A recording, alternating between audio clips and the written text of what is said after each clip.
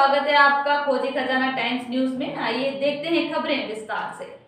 कॉलोनियों के वैध होने से ही क्या लोन मिलेगा? क्या स्वामित्व के दस्तावेजों की आवश्यकता नहीं होगी? प्रदेश की शिवराज सरकार द्वारा 8,000 कॉलोनियों को वैध किए जाने के बाद उक्त सवाल एडवोकेट प्रमोद कुमार द्विवेदी ने उठाए हैं। प्रेस से चर्चा करते हुए द्विवेदी ने बताया कि नंदबाग, हुकुमचंद कॉलोनी से लेकर अधिकांश कॉलोनियां नोटरी पर बसी है। नोटरी से नगर निगम संपत्ति कर खाता ही नहीं खोलती तो नक्शा पास कैसे करेगी और कौन से दस्तावेज मान्य होंगे, यह बड़ा सवाल है।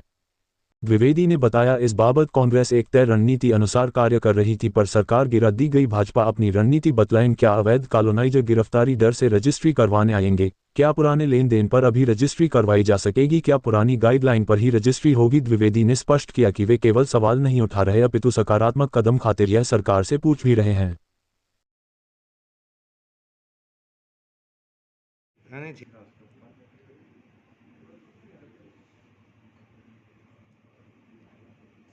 अकेले हो अकेले हो दादा आ गए ना, कोरोना नेगेटिव। क्या बात कर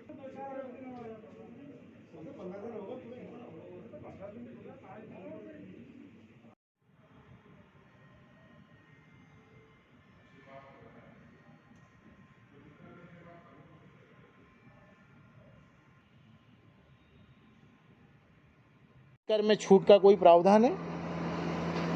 उस नोटिस के सौदे को ही रजिस्ट्री के रूप में परिवर्तित कर देने का कोई विधान आपने बनाया?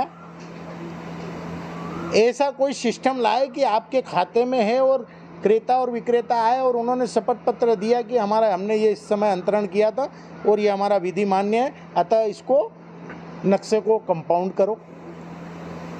कोई भी नीति नहीं बनाई गई।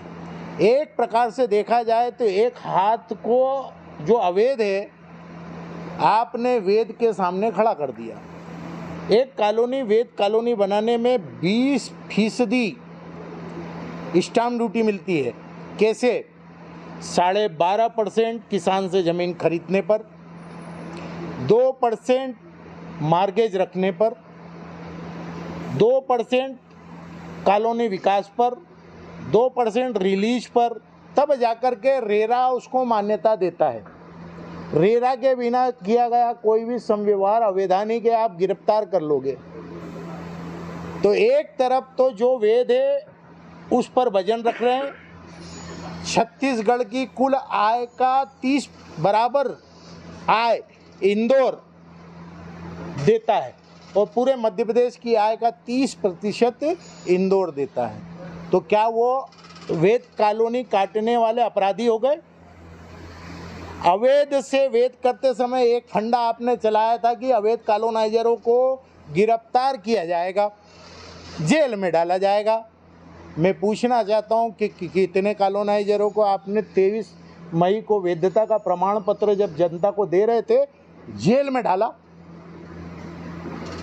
सवाल ये है कि रजिस्ट्री की मान्यता कैसे होगी। सवाल यह है कि उसके पास ऐसा कौन सा दस्तावेज होगा जिसके माध्यम से लोन प्राप्त कर लेगा।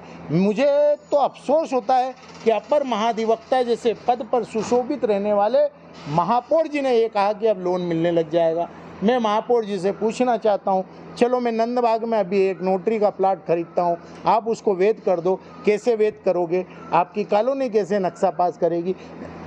मुझे 7,000 रुपये में अगर नोटरी पे मैंने लिया तो क्या 7,000 पे ही रजिस्ट्री हो जाएगी? 700 रुपये के स्टाम्प पे रजिस्ट्री हो जाएगी? सन 1980 में ही अगर कॉलोनाइजर ने बेच दिया और आज मर गया तो क्या वो स्वर्ग से आकर के रजिस्ट्री करेगा? कुल मिलाकर के कांग्रेस की नकल करने में ये लोग भूल गए कि कांग्रेस कोई कदम उठाती है तो बुद्धिजीवी वर्ग से पहले सलाह और मशविरा लेती है। दिग्विजय सिंह के शासनकाल में कई योजनाएं आई। कमलनाथ जी के 1.5 साल की सरकार में हम तीसरे महीने ही योजना लेकर के आ गए थे।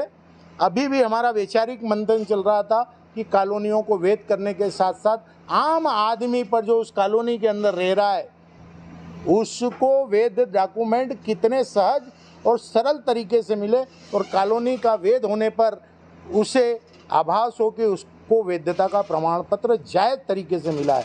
साथ ही साथ जिन्होंने अवैध कॉलोनी काटी है वो अपराध बोध से ग्रस्त हों, सामाजिक प्रताड़ना मिले, लोगों को लगे कि सही करने पर प्रोत्साहन मिलता है, गलत करने पर सज़ा मिलती है। यहाँ तो गलत करने वाला पतली गली से रास्ते से निकल जाएगा या मुख्यमंत्री के साथ बगलवीर बन करके, जसराज मेहता बन करके, भारतीय जनता पार्टी का नेता बन करके उनके साथ मंच को सुशोभित करेगा। मेरा सीधा सीधा आरोप है, अवैध कॉलोनाइजरों को आपने प्रोत्साहन दिया। अगर वैध करना था तो पूर्णतः वैधानिक तरीके से, समझदारी के साथ, राय और मशवरे के साथ नीति बनाते हुए करना था, जैसा कि हमने सुदामा नगर में किया। सुदामा नगर में हमने ऊंट से बाल भी ले लिया, ऊन भी बना लिया और कॉलोनी देश की सबसे बड़ी अवैध, एशिया की सबसे बड़ी अवैध कॉलोनी किस तरह से वैध हुई ये सबको पता था। हम आगे भी करते, हमारी नीति तय है और आने वाले समय में आप लोगों के सामने ही वकीलों की पैनल बैठेगी, वो बताएगी कि हम इसमें क्या क्या कर सकते थे और ये पूरा एजेंडा हम हमारी चुनाव अभियान समिति को देंगे।